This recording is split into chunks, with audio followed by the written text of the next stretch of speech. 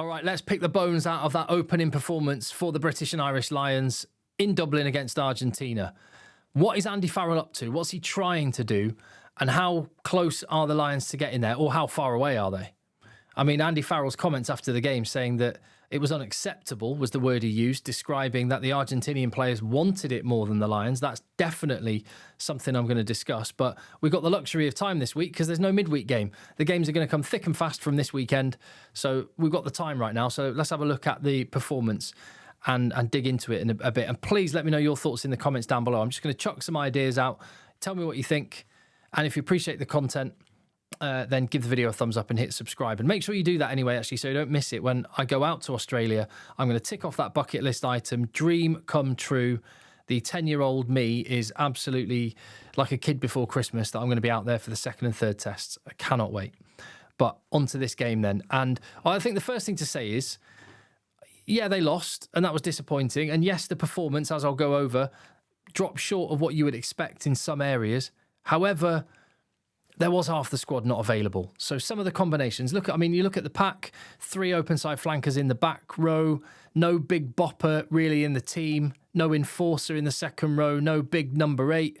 So that gave limitations, and we probably won't see that again. Same 2 12s in the centre, and in the back 3, Marcus Smith and Duhan van der Merwe. And Duhan van der Merwe not known for kicking or his aerial game. And Marcus Smith certainly not known for his aerial game either. So there's limitations just based on the fact that half the squad wasn't available. And that is a mitigating factor, although Andy Farrell didn't and wouldn't use that as any sort of excuse. And again, you can't use that as an excuse when you get so many basics so wrong, as the Lions did, not least the line out. Both Luke Cowan-Dickie and Ronan Kelleher missed their target. And that last one there, that says to me that it's a full system error. Quite often the hookers are the ones that get the blame for lineouts going astray, but Lions didn't even get a man in the air for that one.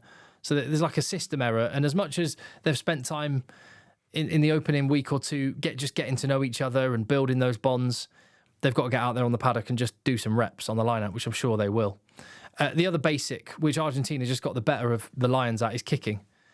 Good length contestable kicks from minute 1, literally the first minute of the game from Garcia. Compare that to Marcus Smith, which is just too long, gives Albanors time to step Smith, get around Freeman, who should have done better really, and Albanors puts his team into some territory, manages to isolate Finn Smith in the backfield. They managed to do that quite a few times, get the ball to Finn Smith back there, which they wouldn't want.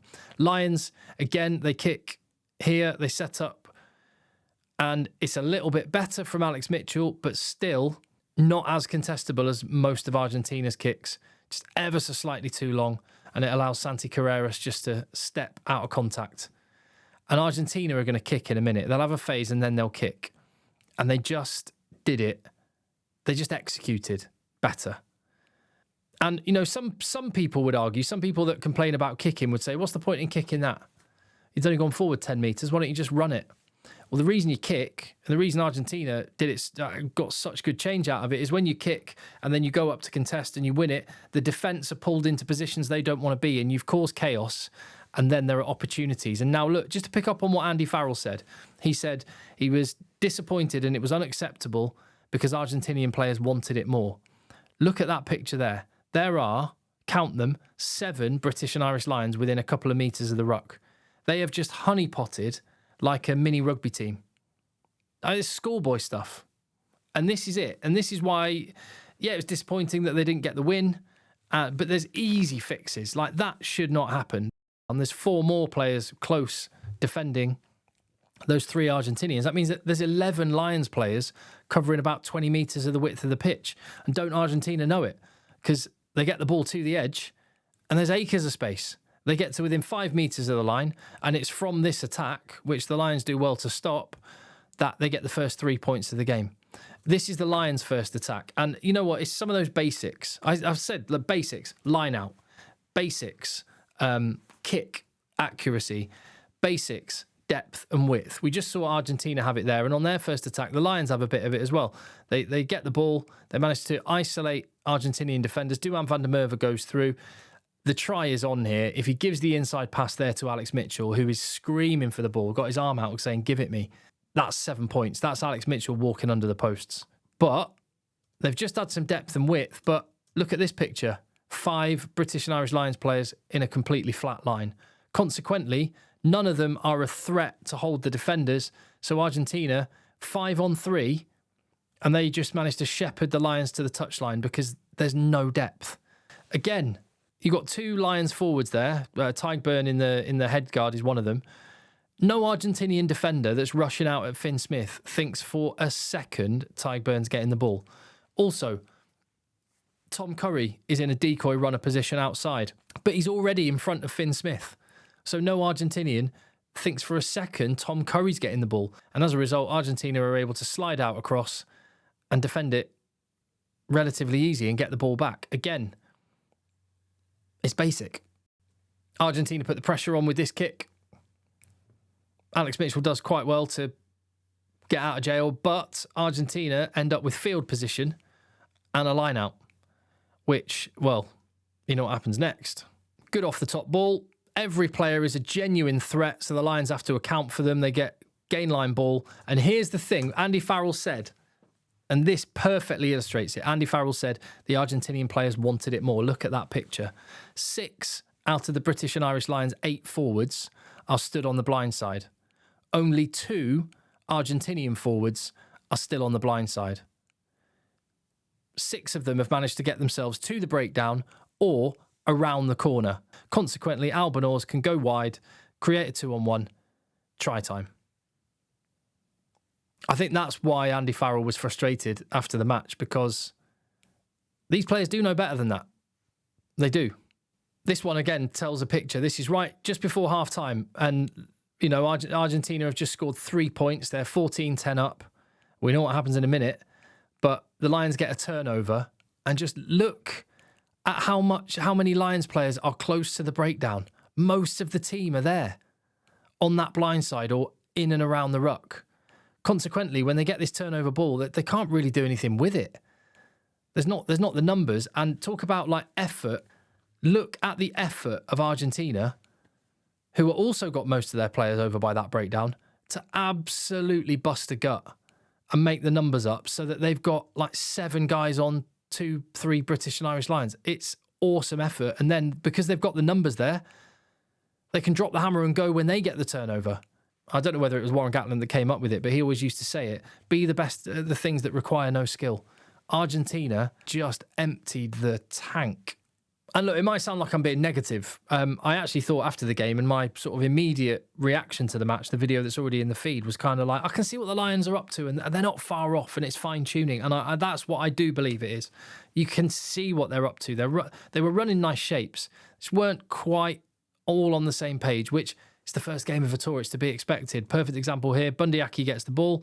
Henry Pollock just overrun it slightly. So Argentina don't believe that Pollock's getting the ball. They know it's going out the back to Finn Smith, so they can just slide straight onto him. And then the passing just not quite as crisp. Sione Tuipulotu just behind Duan van der Merwe. And as a result, he gets absolutely smoked. And then with the Argentinian try, you kind of have to say, yeah, poor missed tackle from Pollock, but awesome bit of skill from Albanors. And it's just the effort. Look at the number of Argentinians fighting to get to the ball and the effort of Cordero to chase that one down. Yes, it's really important and it's a massive deal for the British and Irish Lions to represent, be one of the best players. But this is, Santi Carreras was talking about this being a once-in-a-lifetime opportunity. And in some respects, you could argue it means even more. But it is tiny things making a big difference, as is always the case. Like Elliot Daly just a bit too flat, and consequently the ball's behind him. Mac Hansen is a bit flat, and so they just slide straight onto the next guy and take care of business. This is in the final moments. This is the last moment of the match. It's kind of symptomatic. Argentina just in control. The Lions just not crisp again. Tom Curry's just a bit flat. It's just the combinations. They haven't played together until before this game. So it will come. And then, Pollock gets ripped here and game over. And what a moment. I mean, you know what? I'm not having a downer. I'm just dissecting the match. I'm a fan of rugby first and foremost. I want the Lions to win the series, 100%. I want to be there in the MCG. I want to be in Sydney. I want to be part of that sea of red and watch a win. I do. And so it's disappointing they lost, but you've got to be happy for Argentina. But here we go. This is the Tyke Burn try, just to kind of end on a real positive. When they do get that proper depth and go forward, and there are genuine real threats and holes being punched. Great one there. Ben Earl with a lovely line. Flat to the line. 3 live options, all running at pace. Ellis Genge manages to find a hole. They don't overcommit. They're not honeypotting. They're keeping the width. They've got numbers. Get the ball to the outside. Probably should have been a bit deeper there, and they might have finished it on that move. But again, genuine threats. Thomas Williams picks the man. That's a brilliant try.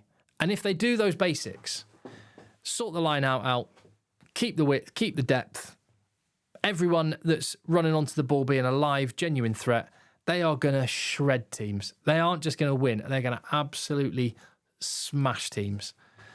So, yeah, I guess on second viewing, or third viewing now, actually, third or fourth viewing, I can totally see what it is that Andy Farrell was so frustrated about after the game. But there you go. On they go. On to Western Force this weekend in Perth. And I'll be here on the channel dissecting that one as well. Let me know what you think. And I'll see you on the next one.